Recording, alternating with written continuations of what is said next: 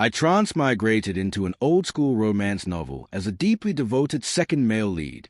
I know this story inside out. I know every single moment where the male lead humiliates the female lead. He secretly tampers with her college application just to cheer up the female supporting character. He causes trouble at her workplace, making her lose her job. He even refuses to take proper safety precautions because he doesn't want to, eventually causing the female lead to lose her ability to conceive. And that so-called journey to win back his wife? It's nothing more than the female lead refusing to reconcile with him at the very end, then turning around and throwing herself into my arms, the second male lead. It's honestly laughable. Right now, we're at the very first major angst point of the entire story. The male lead falsely accuses a female lead of stealing something in front of the whole class. Willow bites her lip, her expression tense and anxious as she looks toward me for help. George, could you please testify for me? I really didn't steal anything. This is also the moment when the female lead begins to develop feelings for me. I don't even need to testify for her. All it would take is a light, casual sentence. I believe you, and the task will be perfectly completed. Yet, facing her eyes brimming with tears, I calmly turn my head away and avoid her gaze. Sorry, I wasn't in the classroom at noon, so I can't testify for you. The moment Willow heard my answer, the light in her eyes instantly dimmed. A trace of smug satisfaction flashed across Makoto's face. With his hands in his pockets, he strolled over to Willow, his tone dripping with disdain and condescension. Willow, I know your family is poor, but no matter what, you can't steal Maria's things. Do you even know what that jade bangle means to her? It was a keepsake her grandmother left behind.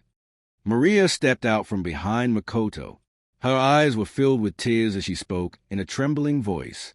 Willow, that jade bangle is really important to me. I can give you 100,000. Could you please return it to me? Whispers rippled through the classroom. Is this for real? Willow would actually do something like that. She never goes back to the dorm at noon. I thought she was just super dedicated to studying. So she was figuring out how to steal from classmates instead. Well, she did come from a trash middle school. It's not surprising she'd like petty theft. Amid the murmurs, Willow stubbornly straightened her back.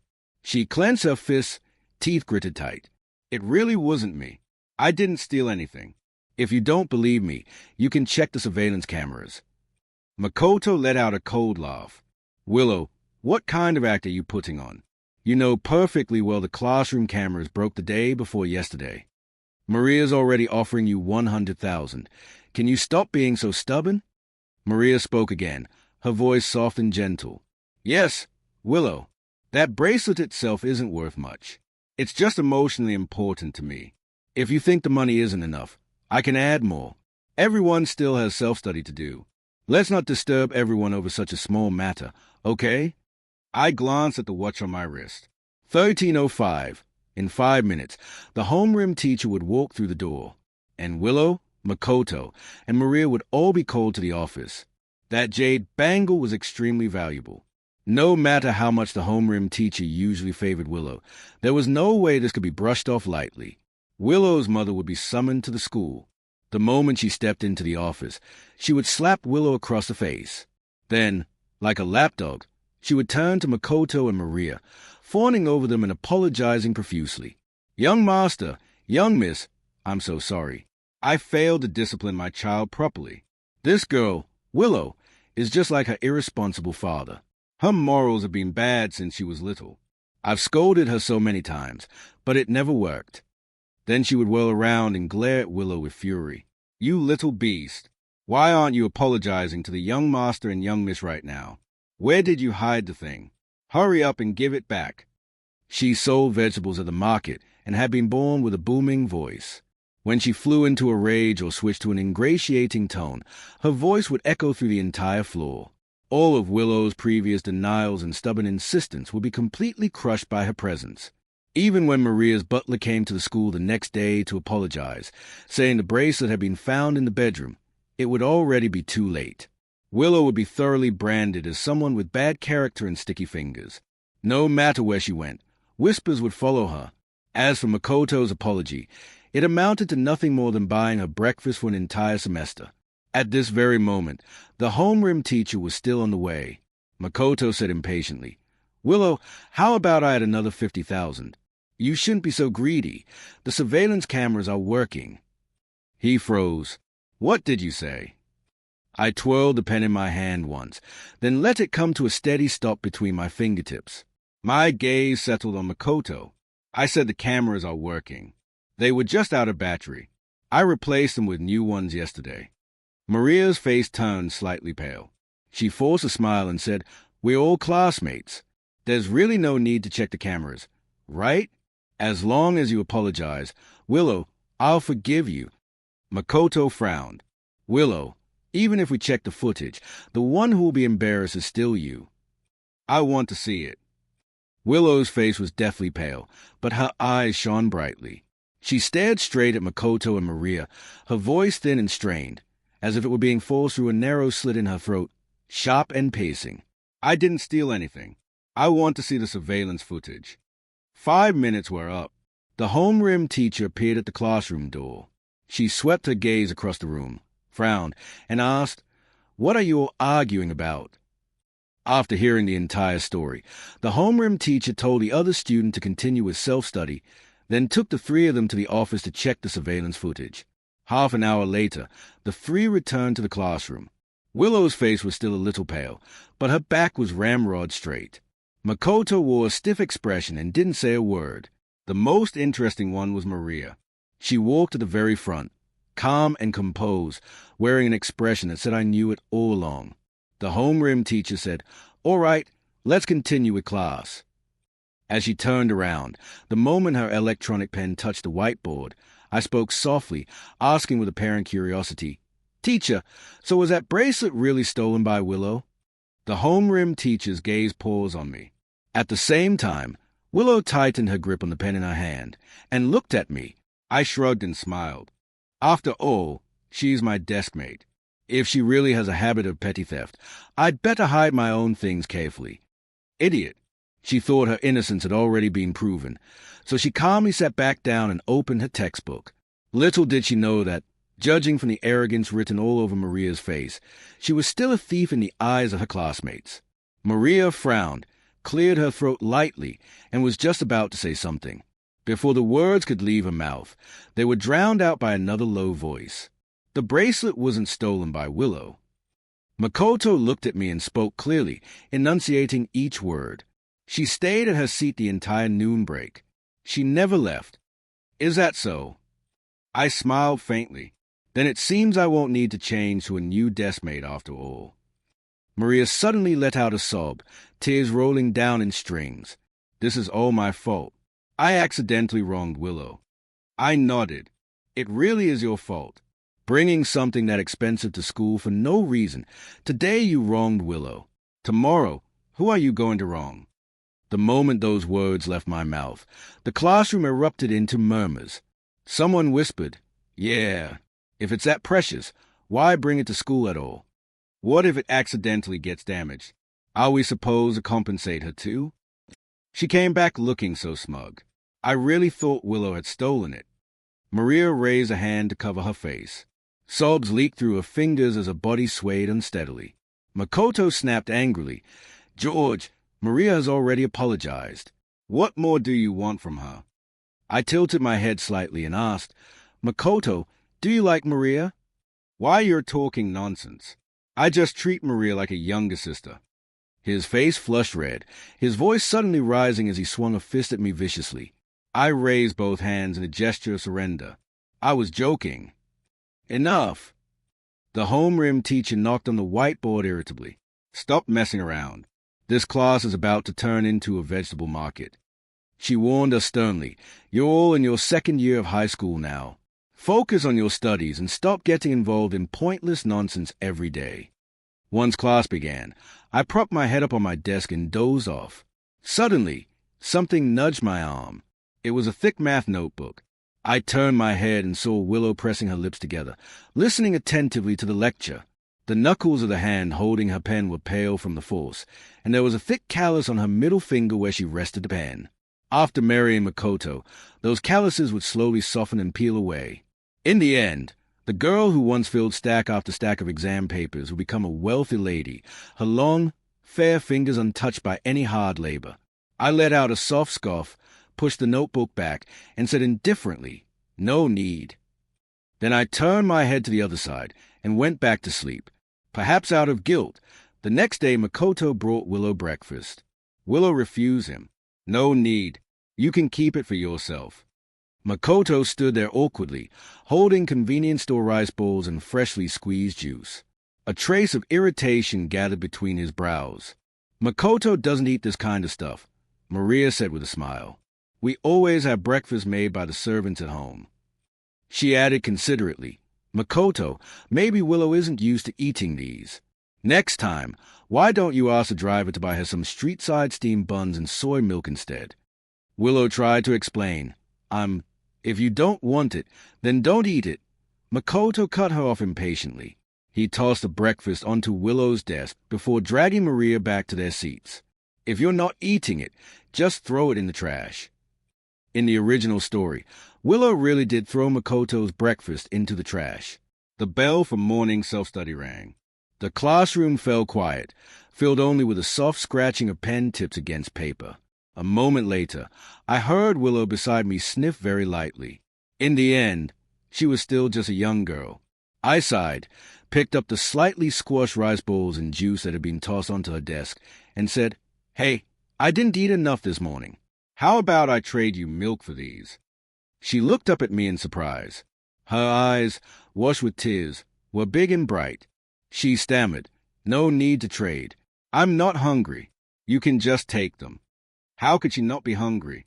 She helped her mother set up a vegetable store at the market at 4 a.m, then had to catch 3 buses by 6:15 just to get to school. Because the school provided free lunch and dinner, Willow only ate 2 meals a day. Often, when she woke up in the morning, her stomach was already numb with hunger. At her age, Willow was as thin as a bamboo pole, so frail she looked like she could be knocked over with a single push. And yet, even so, she believed her dignity mattered more than an empty stomach. So foolish. I said coldly, "I don't like owing people favors. A fair exchange benefits both of us." Willow blinked. "All right." She reached out and took the bottle of milk. Suddenly, Makoto kicked the desk hard behind us. I pretended not to hear it, quietly tore open the rice bowl wrapper under the desk, and took a bite. Cheese chicken flavor. Pretty good. As soon as class ended, Makoto called Willow out. I went to the restroom to wash my hands first, then strolled slowly over to the corner. Holding a vocabulary book, I openly eavesdropped. Makoto asked, "If you weren't going to eat what I gave you, fine. But why did you give it to George?" Willow replied, "You already gave it to me. What I do with it is none of your business." Makoto fell silent for a few seconds. "Willow, I just wanted to apologize. Maria's bracelet was found in her bedroom last night. She probably rubbed it off while sleeping. I didn't mean to wrong you." Willow said, "Makoto, you don't need to explain anything to me, and I don't care about your apology." She brushed past Makoto and walked back to the classroom. Makoto stared at her back with an unreadable expression. After standing there alone for a moment, he turned and left as well. I'd seen enough of the drama. When I turned around, I ran straight into Maria. She stood behind me with her arms crossed. Her delicate face was completely indifferent. I reminded her, "If you don't confess soon, Maria, Makoto might change his heart." "Why would I confess?" She looked at me strangely. "I don't even like him." "Then why are you targeting Willow?" She sneered. "If a dog that used to circle around you every day suddenly starts wagging its tail at someone else, how would you feel?" I said, "No feeling at all. It's just a simp. I don't care who it wags its tail for." Maria froze. After a few seconds of silence, she asked gloomily, "Do you men all like girls like Willow?" "What kind of girls?" "Poor, pretty, and looking like some pitiful, fragile little flower." I said, "First, I don't think Willow is a fragile little flower. Second, I don't like that type either. They are too easy to break. Then what do you like?" "I like vicious ones, extremely vicious flowers with a strong, intoxicating scent," I said unhurriedly, "just like you." "So, How about considering me? Are you sick? Maria was so angry her cheeks flushed pink. She shot me a vicious glare and ran back to the classroom. Makoto did not feel discouraged by Willow's rejection. Instead, it was as if he had locked horns with her. He kept delivering breakfast to Willow for an entire semester. All of that food ended up being bartered away by Willow and sent straight into my stomach. Naturally, what I gave Willow in return was not cheap either. After one semester, Willow's face finally filled out a bit, and she grew noticeably taller as well. By visual estimate, she had already surpassed 170 centimeters.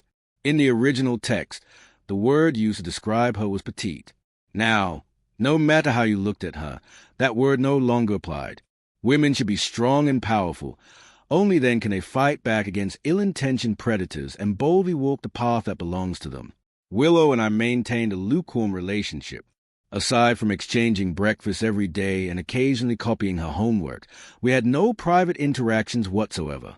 Today, after we finished swapping breakfast, Willow stopped me. "George." She avoided my gaze, clearly struggling to speak. "Could you lend me some money?" I slipped my hands into my pockets and asked, "How much?" 100,000. She said it softly, then hurriedly explained, "My mom has been diagnosed with cancer. She's been enrolled in a clinical trial group, but the upfront treatment costs still have to be paid by us first. I know it's very rude to suddenly ask you for such a large sum, but I really can't think of anyone else to turn to. I can write you an IOU, and once the reimbursement comes through, I'll pay you back immediately." Willow's mother is named Sandra Liu. Willow Liu wasn't originally surnamed Liu. It was only after her father ran away with a neighbor's wife that an enraged Sandra changed Willow's last name. To escape the surrounding whispers and pointing fingers, Sandra took the young Willow and left their hometown, settling down in this unfamiliar city. She hated Willow for carrying that man's blood, hated her for being a girl, hated her for failing to keep her husband. And yet, at the same time, she still went out early and came home late every day to support her. Sandra was nurturing a flower she despised, and when she fell, that flower wanted to use its tender stem to hold her up. In the original plot, the person Willow borrowed money from was Makoto. Because Makoto was willing to apologize for wronging her and had brought her breakfast for an entire semester, she believed he was a good person. More importantly, Makoto came from an extremely wealthy family. When she hesitantly made her request, Makoto said nothing. He simply looked down at her from above. The next day, the money was transferred into her account. Willow joyfully transferred the money straight to the hospital. At the time, she didn't know that everything in this world comes with a price. The moment she borrowed that money, the power dynamic between her and Makoto began to reverse. They were no longer equals. So even after she eventually paid the money back, Makoto would forever hold the favor of saving her mother's life over her head. She became someone he could summon and dismiss at will. Even when her college major was forcibly changed, a major turning point in her life, she could only accept it in silence. I looked into Willow's eyes. Hidden deep within them were tension and pleading, like a fawn that had wandered into a hunter's trap. It was indeed very effective at stirring a man's urge to destroy and to toy with. I asked her, "Willow, 100,000. How long would your mom have to sell vegetables at the market to earn that much?" Her face went pale. I continued without pause. "My family may be wealthy, but that money didn't come from the wind. We're just ordinary classmates. At most, we sat next to each other for 2.5 years. On what basis do you think I'd lend you such a huge sum? And besides," I added, "Willow, borrowing money from a man comes at a price." I deliberately let my gaze travel slowly up and down her body before continuing. "I don't think you can afford that price." "George," Willow's eyes brimmed with tears as she questioned me in a low voice. "If you're not going to lend it, then don't. But why do you have to humiliate me like this?" I snorted softly through my nose, turned my head, and flipped open the book in front of me. That's the truth. For the entire class period, Willow looked distracted and didn't say a word. Probably having overheard our conversation, Makoto called Willow out again after class. He said to her, "I can lend you the money." Willow's eyes were still slightly red as she asked, "What are your conditions?" Makoto fell silent for a moment before answering. From now on, don't give the breakfast I buy you to George anymore. Just that. Just that. Willow bit her lip and stood there for a moment. Thank you, but no need, she said. George is right. Borrowing money from a man is not a good thing. Sometimes, what's free is the most expensive. Makoto paced back and forth irritably, lowering his voice as he shouted. Willow, at a time like this you're still throwing a tantrum? George's words are so useful. Can they make your mom better? That's the woman who gave birth to you and raised you. The most important thing right now is to get the money as soon as possible to save her. I'll find a way, Willow said. What way can you possibly find? Makoto blurted out without thinking. That's 100,000. Who would give you that for free? Go sell yourself. Then you might as well sell only to me. Smack! Makoto's face snapped to one side. Willow withdrew her reddened palm, her eyes blazing with fury. Makoto, shut your filthy mouth and get lost.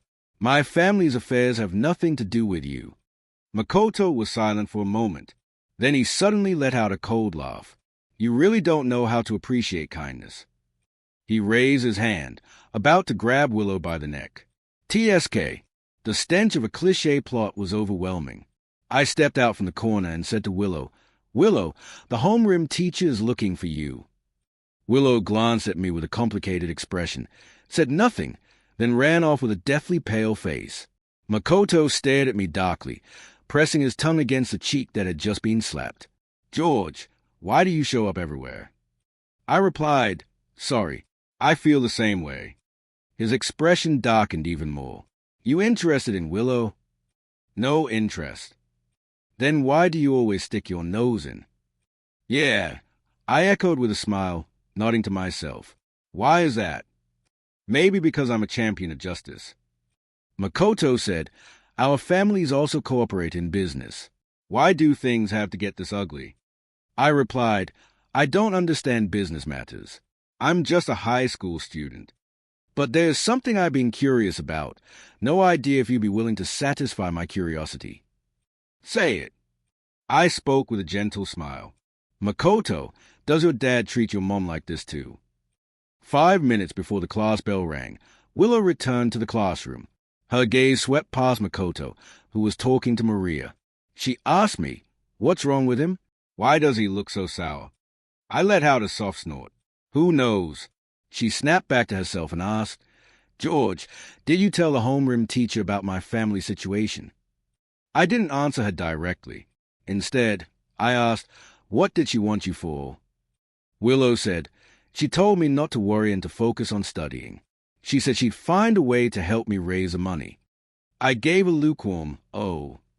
Congratulations. You don't have to borrow money everywhere anymore. After a moment of hesitation, Willow said softly, George, thank you. I tugged at the corner of my lips and ignored her. The next second, I pulled my phone out of my pocket and transferred 100,000 to the homeroom teacher. The teacher messaged back, are you sure you don't want me to tell Willow that you're the one lending her the money? I replied, no need. You're her teacher. It's better if the money comes from you. She responded again, George, you're a good kid. A wave of goosebumps ran over my entire body. I quickly turned off the phone screen. The only real advantage of being reincarnated as a male supporting role was that I had an absurd amount of money. Money can solve many problems. It lets me eat well and stay warm, spares me from running around in circles, gives me access to the best education, and offers me more choices. I cherish that.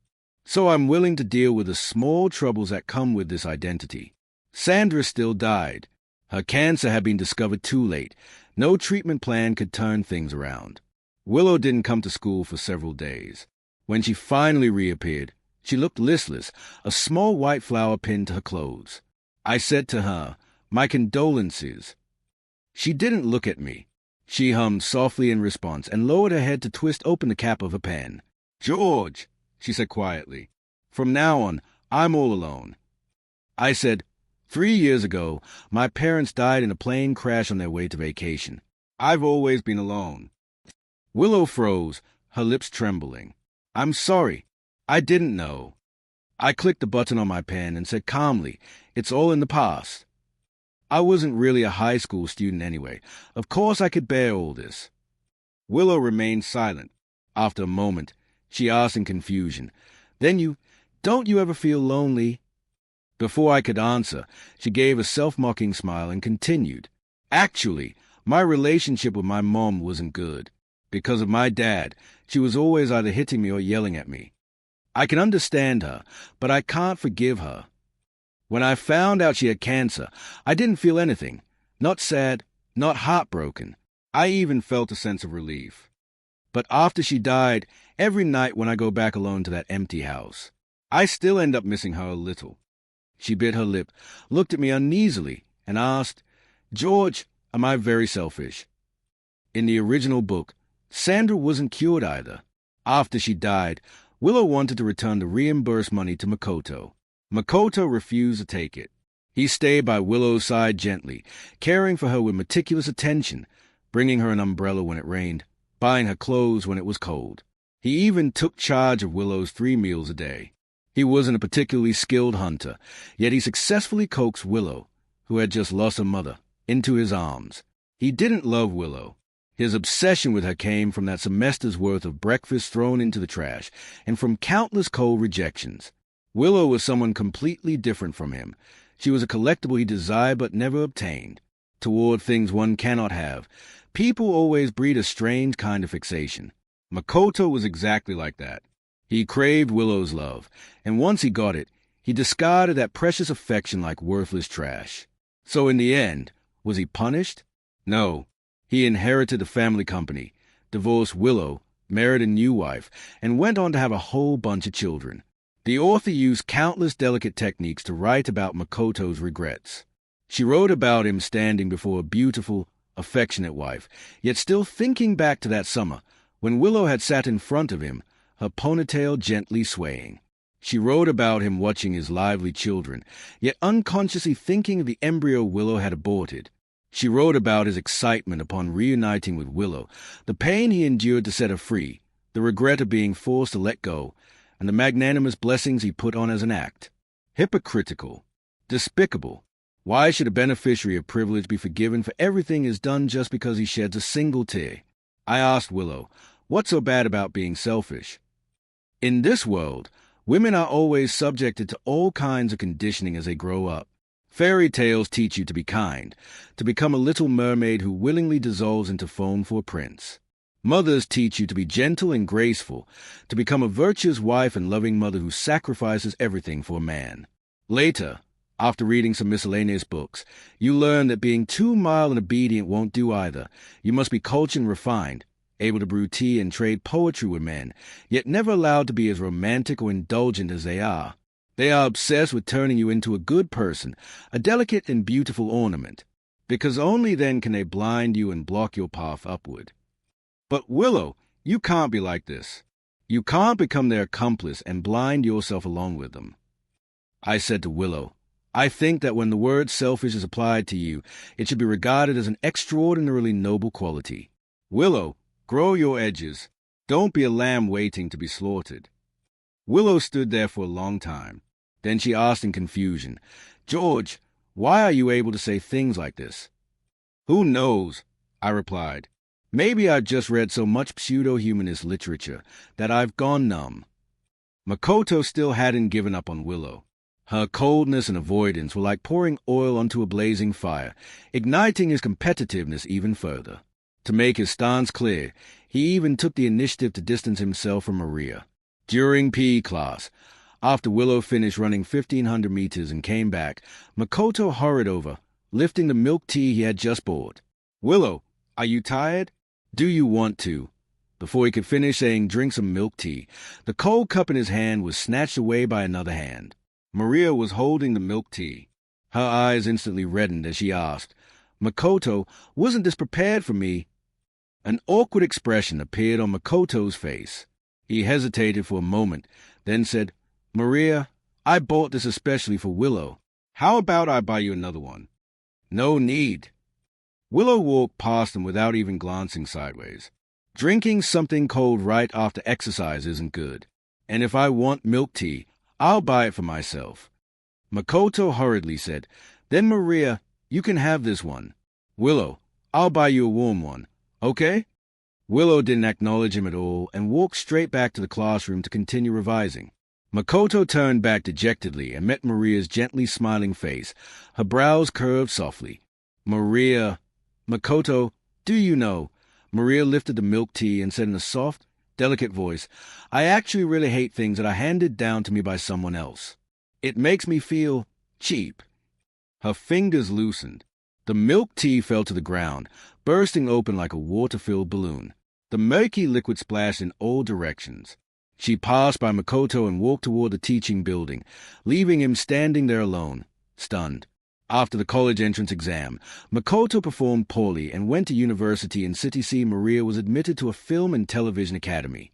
This time, no one could alter Willow's application choices anymore. No one could derail her life again. On the day she received her admission letter, Willow called me. Her voice was brimming with barely concealed excitement. George, I got into University A. I walked out onto the balcony, leaned against the railing, and said, Congratulations.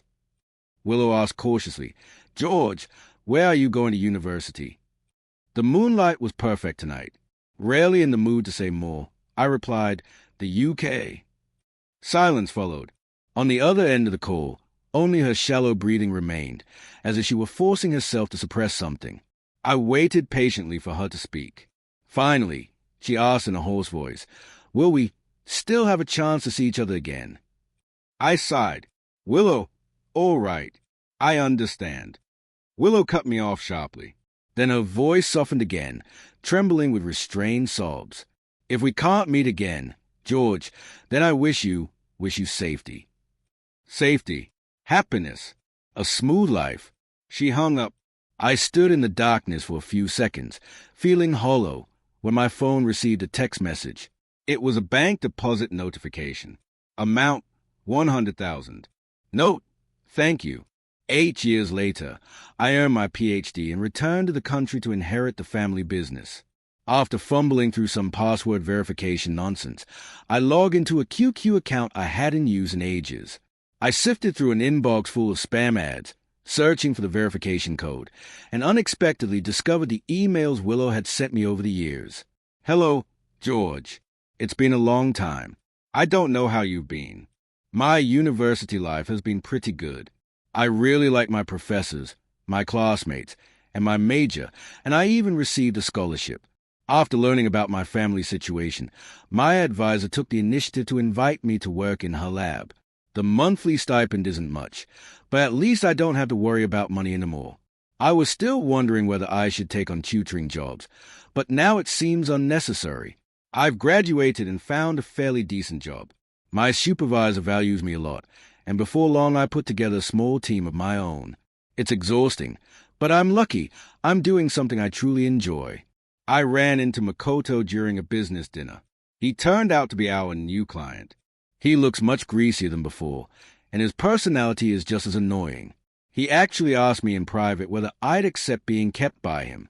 I smashed a wine bottle over his head and knocked some sense into him. The next day, when I went to my supervisor with a resignation letter, she rejected it. She told me not to worry and said the company wouldn't sell out its own employees. Sure enough, a few days later she informed me to return to work. The company had already terminated its cooperation with Makoto. How wonderful, George.